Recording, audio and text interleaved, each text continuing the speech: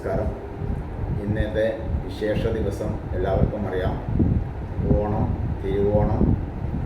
അപ്പോൾ കർക്കിടക മാസത്തിലെ ആ പഞ്ഞമാസമൊക്കെ കഴിഞ്ഞ് എല്ലാവർക്കും ധനധാന്യ സമ്പൽ സമൃദ്ധ ഐശ്വര്യങ്ങൾ ഉണ്ടായിക്കൊണ്ട് ആ വാമദേവന് പാതാളത്തിലേക്ക് ചവിട്ടിത്താഴ്ത്തി എന്ന വാമനൻ മഹാബലിയെ പാതാളത്തിലേക്ക് ചവിട്ടിത്താഴ്ത്തി എന്നൊക്കെയാണ് പറയുന്നത്. എങ്കിലും അതല, വിതല, സുതല, രസാതല, തലാതല, മഹാതല, പാതാളം ഇങ്ങനെ 7 ലോകങ്ങൾ താഴോട്ടുണ്ട്. അതിൽ സുതലത്തിലെ രാജാവായിട്ട് ആ മഹാബലി ചക്രവർത്തിയെ വാമനൻ അഥവാ മഹാവിഷ്ണുവിൻ്റെ അവതാരമായിരിക്കുന്ന വാമനൻ അവിടുത്തെ രാജാവാക്കി മാറ്റി എന്നാണ് പറയപ്പെടുന്നത്.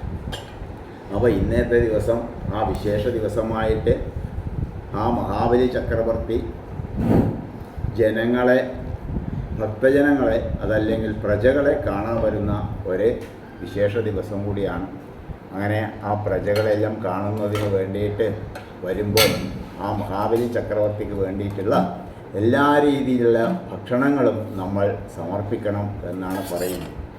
അപ്പോൾ പടിഞ്ഞേറ്റേൻ്റെ ഉള്ളിൽ നമ്മൾ ഇതൊക്കെ വിളമ്പി ആ മഹാബലി ചക്രവർത്തിക്ക് ഭക്ഷണം കൊടുത്തതിന് ശേഷം വേണം നമ്മൾ ഭക്ഷണം കഴിക്കാൻ. അപ്പോൾ ആ ഭക്ഷണം കഴിക്കുന്നതിനും വിളമ്പുന്നതിനും അതിൻ്റേതായ സ്ഥലങ്ങളുണ്ട്. ആദ്യം കൂട്ടുകറിയാണ് വിളമ്പുക, അതിൻ്റെ അടുത്ത് അവിയൽ, അതിൻ്റെ തൊട്ടടുത്ത് ഓലൻ, പിന്നീട് ഉപ്പേരി എന്ന് പറഞ്ഞാൽ വറവ്, അത് കേബേജ് ആവാം, ബീൻസ് ആവാം, പയറാവാം.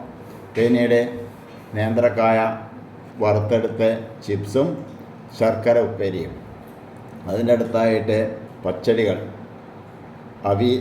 പച്ചടി കഴിഞ്ഞാൽ പുളിയിഞ്ചി, അച്ചാർ, കക്കിരിക്ക പെരക്ക്. അതുപോലെ ഇപ്പുറം ഭാഗത്ത് ഇലയുടെ 2 ഭാഗങ്ങളുണ്ട്. അത് ഇപ്പുറം ഭാഗത്ത് ചോറ്, കാളൻ, അതുപോലെ തന്നെ നമ്മളെ സാമ്പാർ.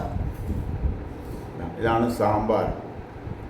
ഇതൊക്കെയാണ് നമ്മൾ വിളമ്പേണ്ടത്. പിന്നീട് പരിപ്പ് കറി, നെയ്യ് ഒഴിച്ചതിന് ശേഷം ആദ്യം പരിപ്പ് കറി കൂട്ടി ഊണ് കഴിക്കുക, പിന്നീട് കൂട്ടുകറി കൂട്ടി ഊണ് കഴിക്കുക, അതിനുശേഷം കാളം കൂട്ടിയിട്ട് ഊണ് കഴിക്കുക, പിന്നീട് ബാക്കിയുള്ള സാധനങ്ങളൊക്കെ ചേർത്തുകൊണ്ട് ഭക്ഷണം കഴിക്കുക. അതിനുശേഷം നല്ല പാലട പായസം, ഇതാണ് പാലട പായസം.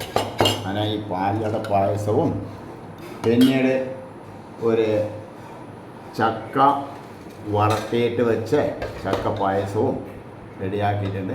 ഇതൊക്കെ കൂട്ടി ആ മഹാവിഷ്ണുവിൻ്റെയും വാമനൻ്റെ അവതാരത്തിലുള്ള മഹാവിഷ്ണുവിൻ്റെയും അതുപോലെ മഹാബലി ചക്രവർത്തിയുടെയും അനുഗ്രഹത്തോടുകൂടി ഇന്നത്തെ ഈ ശുഭദിനം നല്ല ഐശ്വര്യത്തോടുകൂടി ധനധാന്യ സമ്പൽ സമൃദ്ധിയോടുകൂടി ആവട്ടെ എന്ന് പ്രാർത്ഥിച്ചുകൊണ്ട് ഭഗവാൻ നമ്മൾ അനുഗ്രഹിക്കട്ടെ എന്നും, അങ്ങനെ ആ ഭഗവാന്റെ പ്രസാദമായിരിക്കുന്ന അന്നദാനം നമ്മൾ കഴിക്കുന്നു. വരുന്ന ഭക്തജനങ്ങൾക്ക് നമ്മൾ അന്നദാനം സമർപ്പിക്കുന്നു.